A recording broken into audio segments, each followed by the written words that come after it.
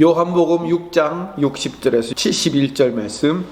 제자 중 여럿이 듣고 말하되 이 말씀은 어렵도다 누가 들을 수 있느냐 한데 예수께서 스스로 제자들이 이 말씀에 대하여 수군거리는 줄 아시고 이르시되 이 말이 너희에게 걸림이 되느냐? 그러면 너희는 인자가 이전에 있던 곳으로 올라가는 것을 본다면 어떻게 하겠느냐?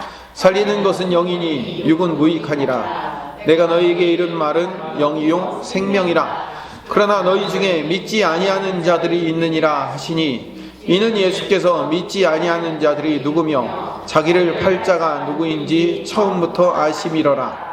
또 이르시되 그러므로 전에 너희에게 말하기를 내 아버지께서 오게 하여 주지 아니하시면 누구든지 내게 올 수 없나 하였더라 하시니라.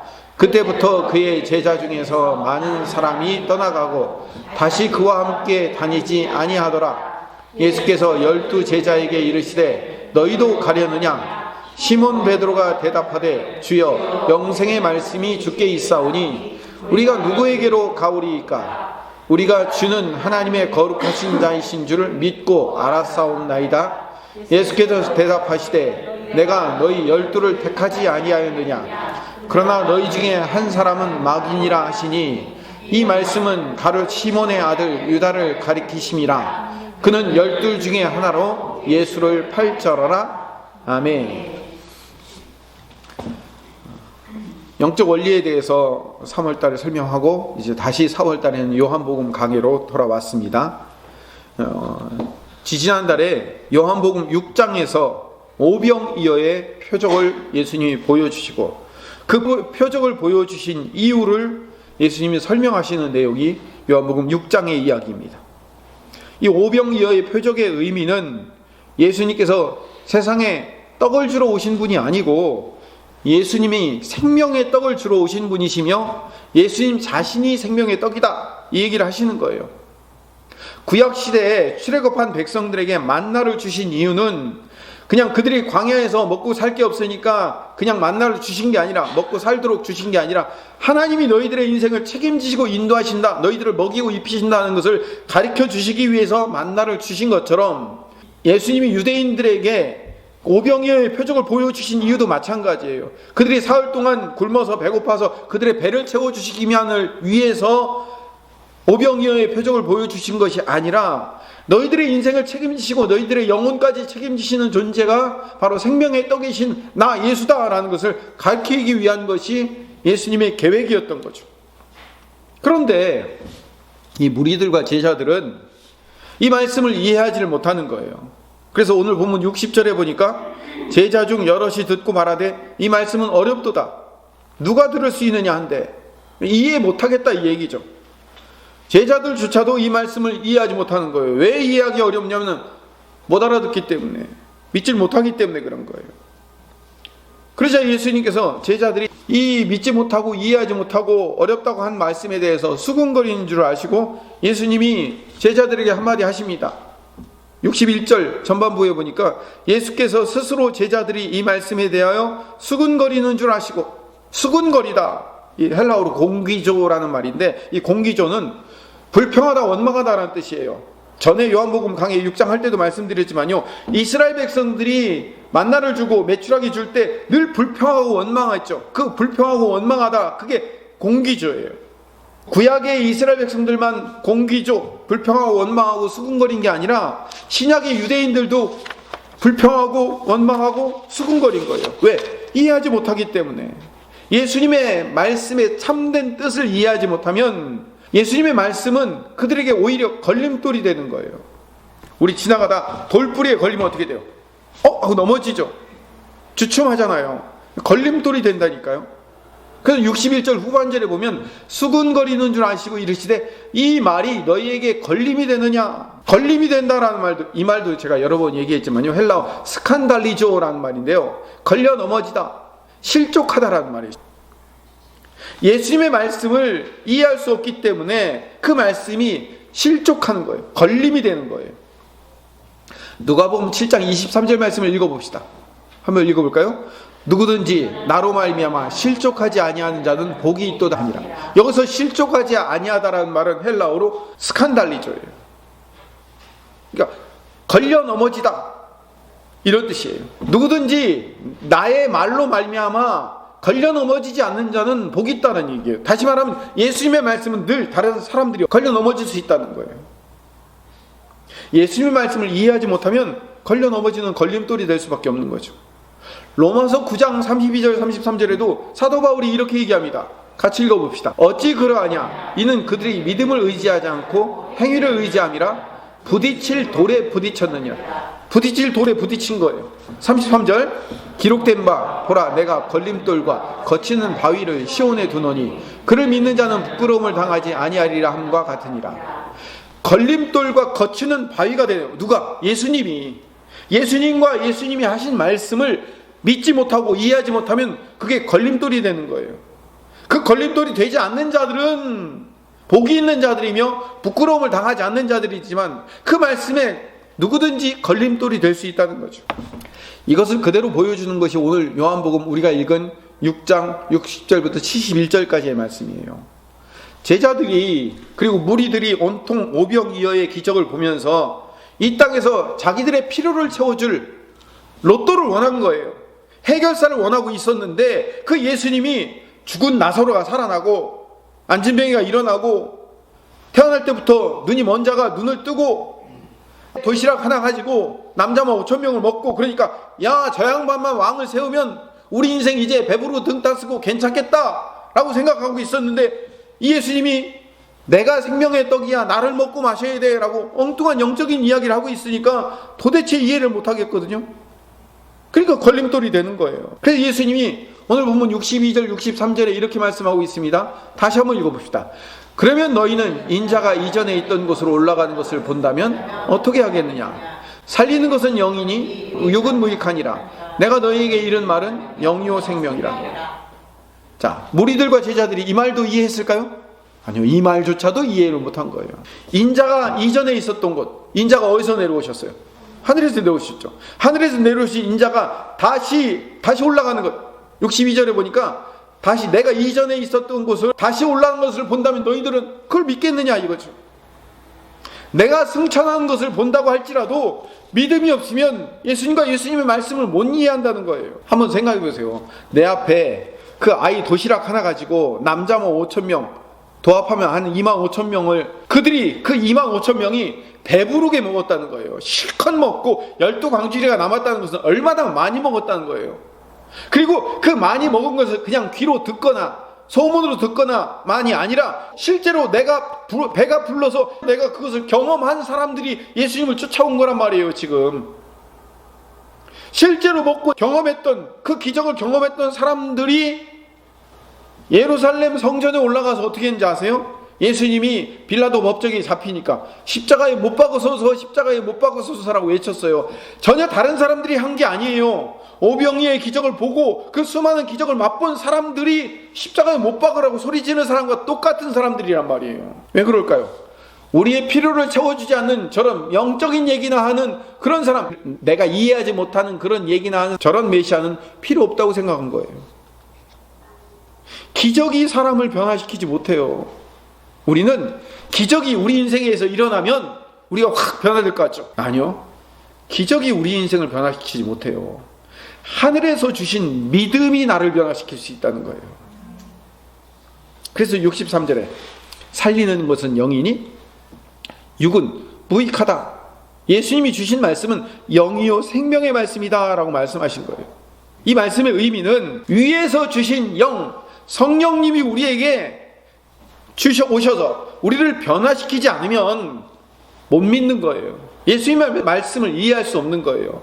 육적 생각과 사고방식으로는 이해하거나 받아들이기가 불가능한 거예요. 육으로 생각하는 사람의 생각과 방법은 예수님의 말씀을 이해할 수 없는 거죠. 예수님께서 오병이어의 표적과 그 표적의 의미를 설명하신 말씀이 어떤 말씀이라고요? 영이요 생명의 말씀이기 때문에 그런 거예요.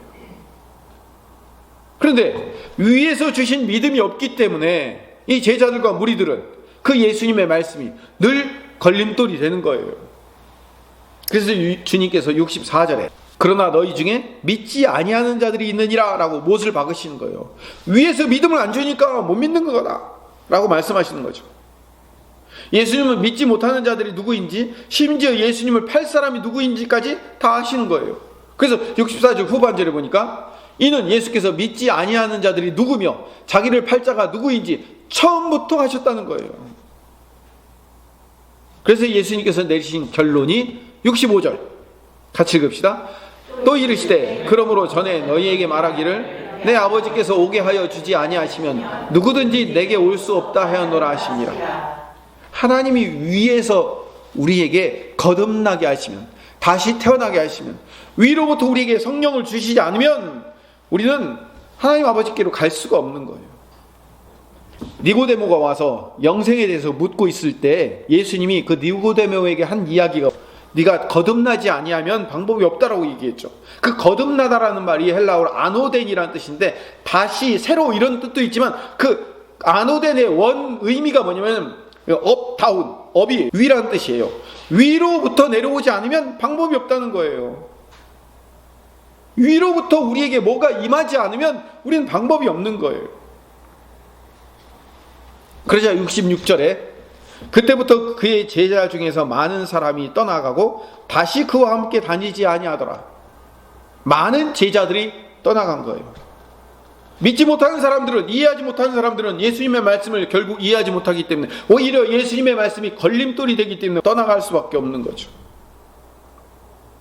오병이어의 표적을 보고 장님이 눈을 뜨고 안진뱅이가 일어나고 죽은 나사로가 살아나는 것을 봤어도 떠나갈 수밖에 없는 거예요. 왜? 이해가 안 되니까, 믿지 못하니까. 예수님을 그저 내 필요를 채워주는 왕으로 삼으려는 무리들은, 그걸 위해서 제자가 된 무리들은 결국 걸림돌이 되는 거예요. 그래서 떠나갈 수밖에 없는 거죠. 여러분, 예수님의 제자는 12명만 있었던 게 아니에요. 마가복음에 보면 70명의 제자도 있었죠. 둘씩 짝지어서 내보내던 많은 제자들이 있어요. 자칭 타칭 제자들이 굉장히 많았어요. 그런데 이들이 다 떠나가는 거예요. 이해하지 못하니까, 믿지 못하니까. 표적과 그 표적에 대한 예수님의 말씀이 걸림돌이 되면 이렇게 되는 거예요. 그리고 67절에 누구만 남았냐면 12제자만 남았어요.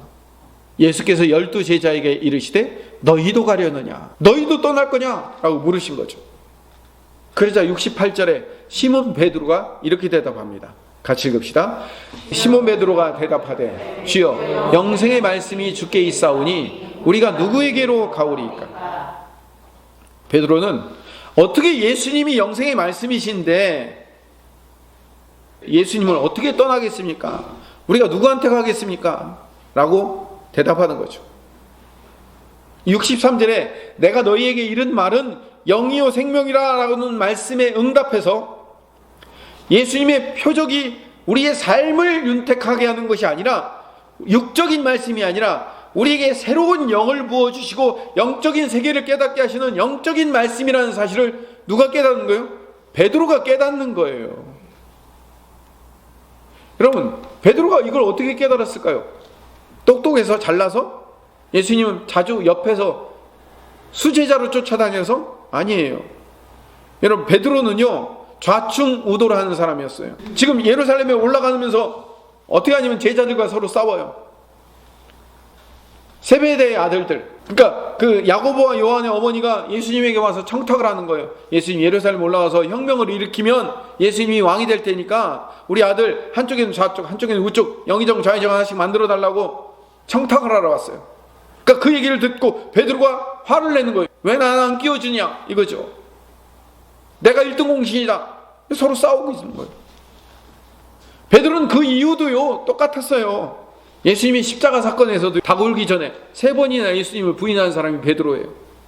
부활한 주님을 만났음에도 불구하고 고기 잡으러 갈릴리로 돌아왔어요. 고기 잡으러 갈릴리로 돌아갔다는 얘기는 뭐예요? 아유, 이제 예수님 더 이상 쫓는 건 이제는 의미 없어. 나 이제 다시 고기나 잡아야지. 이런 의미인 거예요. 이런 베드로가 어떻게 이 영적인 구원의 신비와 예수님의 표적이 의미하는 바를 걸림돌이 되지 않고 이렇게 고백했냐 이거죠. 그 이유가 있어요. 지금 요한복음 6장 68절에서는 주여 영생의 말씀이 주께 있사오니 우리가 어디로 갑니까? 라고 얘기하는 것처럼 마태복음 16장에서도 비슷한 고백을 해요. 마태복음 16장 15절에서 17절 말씀을 같이 읽어봅시다. 이르시되 너희는 나를 누구라 하느냐? 시몬 베드로가 대답하여 이르되 주는 그리스도시요 살아계신 하나님의 아들이시니이다. 예수께서 대답하여 이르시되 바요나 시몬아 내가 복이 있도다. 이를 내게 알게 한 이는 혈육이 아니요 하늘에 계신 내 아버지시니라. 이런 멋진 고백을 베드로가 해요. 근데 이렇게 멋진 고백을 했음에도 불구하고 베드로는 예수님의 걸림돌이 돼요. 어떻게 걸림돌이 되냐면 마태복음 16장 23절을 봅시다. 같이 읽읍시다. 예수께서 돌이키시며 베드로에게 이르시되 사탄아 내 뒤로 물러가라. 너는 나를 넘어지게 하는 자로다. 내가 하나님의 일을 생각하지 아니하고 도리어 사람의 일을 생각하는도다 하시고, 주는 그리스도이시오 살아계신 하나님의 아들이라는 고백을 받고 예수님이 드디어 때가 되었다는 걸 알고 예수님이 십자가 지러 가신다고 제자들에게 선포를 하십니다. 그러니까 베드로가 뭐라고 하냐면 예수님 아닙니다. 무슨 십자가예요? 예수님 지금 예루살렘 올라가면 왕 되셔야죠. 뭐 십자가 지고 죽으십니까? 라고 베드로가 예수님을 가로막고 쓰는 거예요. 그러자 예수님이 뭐라고 말씀하셨다고요? 돌이키시며 베드로에게 이르시되 사탄아 내 뒤로 물러가라고 얘기해요. 너는 나를 넘어지게 하는 자로다. 이 넘어지게 한다라는 말이면 뭐냐면 아까 스칸달리조라는 말에서 나온 스칸달톤이라는 덧, 올가미, 걸림돌 이런 얘기예요. 네가 나의 걸림돌이 되는구나 라고 얘기하는 거예요. 베드로가 주는 그리스도시요 살아계신 하나님의 아들이라고 고백한 이 고백은 누가 알려주신 거라고요?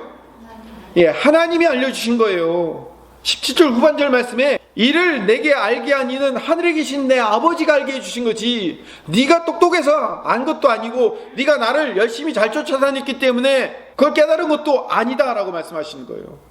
왜냐하면 방금 얘기했잖아요. 23절에 이 얘기를 이렇게 고백했음에도 불구하고 사탄에 내 뒤로 물러가라 라고 얘기하면서 예수님의 걸림돌이 되잖아요. 그러면 도대체 이 뚱딴지 같은 사도 베드로가 어떻게 마태복음 16장 16절에 주는 그리스도시요 살아계신 하나님의 아들이라고 멋지게 고백할 수 있냐 이거죠. 요한복음식으로 표현하면 요한복음 6장 69절에 우리가 주는 하나님의 거룩하신 자인 줄을 믿고 알았사옵나이다. 이게 마태복음 16장 16절에 주는 그리스도시요 살아계신 하나님의 아들이라는 고백과 동일한 고백인 거예요. 왜냐하면 이게 세 번역으로 읽으면 고대 사고대는 살아계신 하나님의 아들 그리스도이심을 라고 바꿀 수 있다고 거기 기록되어 있거든요. 예수님이 하나님의 거룩한 본체이시며 하나님의 또 다른 실체라는 사실을 베드로가 고백을 했잖아요. 69절에. 이 고백은 누가 알려주지 않으면 안 된다고요? 하나님이 알려주지 않으면 안 돼요. 위에서 내려오지 않으면 받을 수 없는 고백인 거예요. 베드로의 이 멋진 고백을 받으시고 70절에 예수님께서 내가 너희 12를 택하지 아니하였느냐라고 대답하는 거예요. 이 말을 풀어서 해석하면 이런 말이에요. 한 단어를 더 집어넣어야 되는데 내가 이 고백을 받으려고 너희 12를 택하지 아니하였느냐 이 얘기예요. 하나님의 거룩하신 실체가 당신이십니다라는 고백을 받기 위해서 내가 너희 12만 따로 떼어서 지금 이렇게 남겨놓은 거다라고 얘기하는 거죠. 예수님이 오병이의 표적을 보여주고 그럼에도 불구하고 수많은 제자들과 무리들이 다 떠났음에도 불구하고 12명만 남았어요. 너희들도 떠나느냐 얘기할 때 베드로가 주의 영생의 말씀이 있는데 우리가 어디로 갑니까? 라고 고백하면서 주님은 하나님의 거룩하신 본체이며 실체이신 분입니다 라고 주는 그리스도시요 살아계신 하나님의 아들이다 라고 멋지게 고백을 했단 말이에요. 그 고백을 받아내려고 내가 너희 12를 남겨놓은 거다라는 의미예요. 다시 말하면 내가 너희 12를 따로 택해놨기 때문에 이런 고백을 할 수 있는 거다라고 말하는 거죠. 자, 그러면 70절 후반절과 71절의 말씀도 같은 의미로 같은 맥락에서 해석을 해야 돼요. 70절 후반절을 보면 그러나 너희 중에 한 사람은 마귀니라. 내가 너희 12를 미리 택하여 선택하는 것처럼 한 사람을 마귀로 또 택해놓은 거예요. 71절에 그가 누구일까요? 같이 읽읍시다. 이 말씀은 가룟 시몬의 아들 유다를 가리키심이라. 그는 12 중에 하나로 예수를 팔자로. 왜 하필 가룟 유다만 마귀가 되었고 그 12 중에 하나는 예수님을 팔게 되는 역할을 할까요? 이것 또한 이 역할을 맡은 자도 결국 위에서 내려보내 주시지 않으면 안 되는 거예요. 아직 배반의 행동이 시작되지 않았음에도 불구하고 하나님께서 위에서부터 그런 역할을 주셨기 때문에 결국 배신과 팔아먹는 역할을 할 수밖에 없게 되는 거예요. 베드로는 늘 육적인 생각을 하고 오히려 예수님의 스칸달톤, 걸림돌이 되고 좌충우돌하는 아이콘임에도 불구하고 결국 그의 입에서 주는 거룩하신 하나님의 본체이십니다 라고 고백하고 영생의 말씀이 주님이 있는데 우리가 누구한테 갑니까? 라고 고백할 수 있는 사람이 된 거예요. 가룟 유다는 위에서부터 배신의 아이콘으로 만들어 놨기 때문에 결국 그가 제자들의 돈깨를 맡은 성실하고 분명한 사람임에도 불구하고 주님은 팔아먹는 자가 된 거예요. 베드로와 가룟 유다는 둘 다 한 사람은 배신했고 한 사람은 배반했고 똑같아요. 도찐개찐이라고요. 근데 한 사람은 수제자가 되었고 한 사람은 지옥의 대명사가 되었어요. 왜 그랬을까요? 하나님이 그렇게 하신 거예요. 지금부터 요한복음 6장 37절, 39절, 40절, 44절 말씀을 읽어보겠습니다. 37절 말씀부터 아버지께서 내게 주시는 자는 다 내게로 올 것이요 내게 오는 자는 내가 결코 내쫓지 아니하리라. 39절 나를 보내신 이의 뜻은 내게 주신 자 중에 내가 하나도 잃어버리지 아니하고 마지막 날에 다시 살리는 이것이니라. 40절 내 아버지의 뜻은 아들을 보고 믿는 자마다 영생을 얻는 이것이니 마지막 날에 내가 이를 다시 살리리라 하시니라. 44절 나를 보내신 아버지께서 이끌지 아니하시면 아무도 내게 올 수 없으니 오는 그를 내가 마지막 날에 다시 살리리라. 이 네 구절은 하나님의 예정하심, 하나님의 섭리하심을 설명할 때 사용되는 아주 유명한 대표적인 구절이에요. 오병이어를 주신 이유와 목적은 결국 그들의 필요만을 채우는 것이 예수님이 오신 목적이 아니라 예수님이 너희들의 생명의 떡을 주시는 분이며 예수님 자신이 생명의 떡이다라는 말씀을 하시기 위해서 오병이어의 표적을 주신 건데 이 하나님의 섭리와 계획을 믿지 못하고 이해하지 못하기 때문에 걸려 넘어진 자들은 다 떠나갈 수밖에 없는 거예요. 근데 12제자는 남았어요. 주님을 거룩하신 하나님의 본체이며 실체이신 분으로 고백할 수 있었어요. 그렇게 된 이유는 그들은 하나님이 미리 선택하여 보내주신 자이기 때문에 그래요. 자, 그러면 이제 오늘 말씀을 다 설명드렸습니다. 이 말씀을 우리에게 적용시켜 봅시다. 오늘 이 말씀을 우리에게 적용시키면 여러분이 하나님이 미리 선택하여 계획하신 하나님의 자녀였다는 사실을 믿고 고백할 수 있습니까? 여러분이 이미 하나님께서 선택하시기로 작정하신 하나님의 백성이며 자녀라는 사실. 왜요? 이 자리에 와 앉아있기 때문에 그게 증명하는 거예요. 여러분은 하나님께서 창세로부터 선택하시기로 작정하고 계획하신 자들이에요. 에베소서 1장 4절이 그걸 증명하고 있어요. 같이 읽읍시다. 곧 창세전에 그리스도 안에서 우리를 택하사 우리로 사랑 안에서 그 앞에 거룩하고 흠이 없게 하시려고 우리를 선택하여 불러내신 거예요.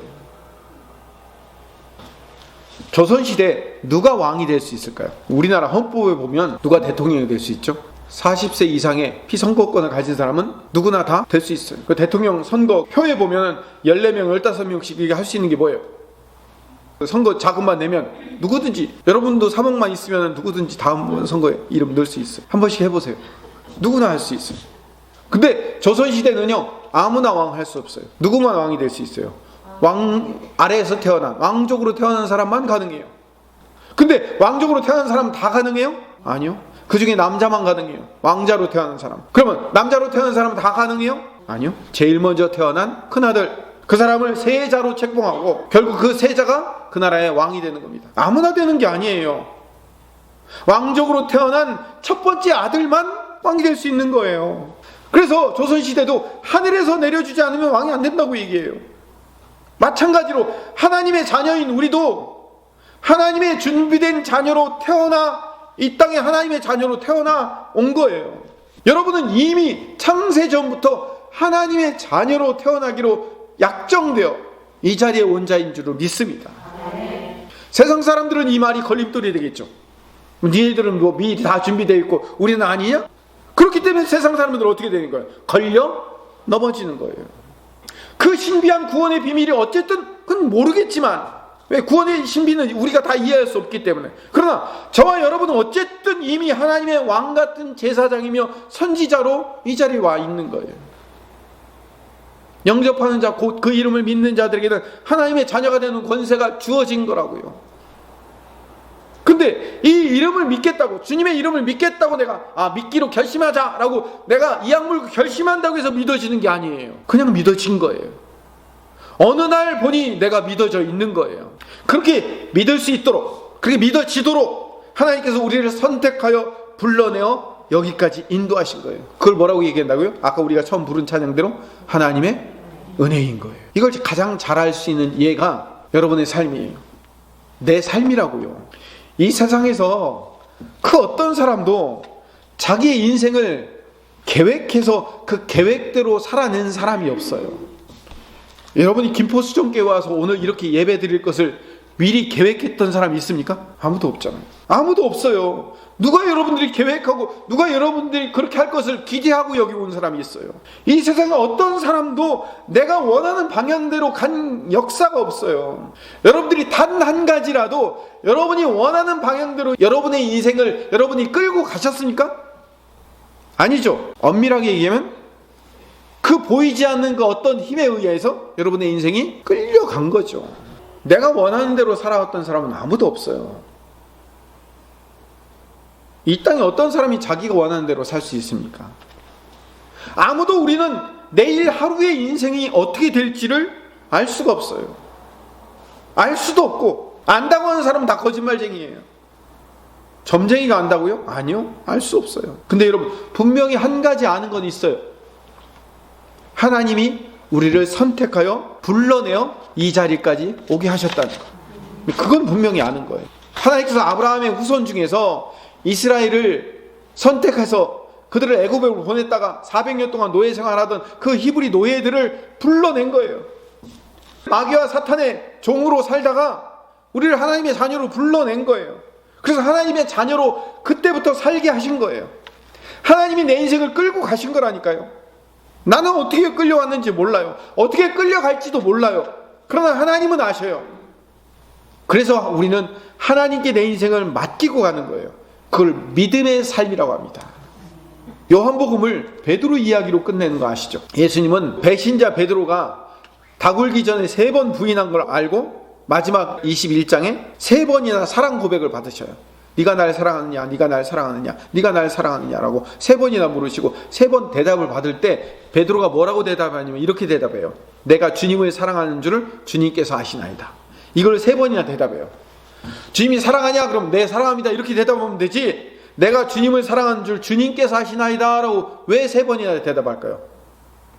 나는 언제든지 그런 상황과 환경에 닥치면 또 예수님을 부인할 수도 있는 죄인이며 어리석은 자입니다. 그런데 주님이 내 진심을 아실 겁니다 라고 주님께 모든 것을 맡기잖아요. 내가 아니라 주님이 아신다는 거예요.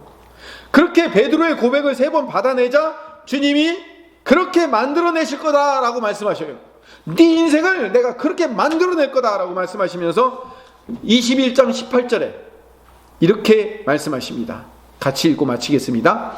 내가 진실로 진실로 내게 이르노니 내가 젊어서는 스스로 띠띠고 원하는 곳으로 다녔거니와 늙어서는 내 팔을 벌리리니 남이 내게 띠띠우고 원하지 아니하는 곳으로 데려가리라.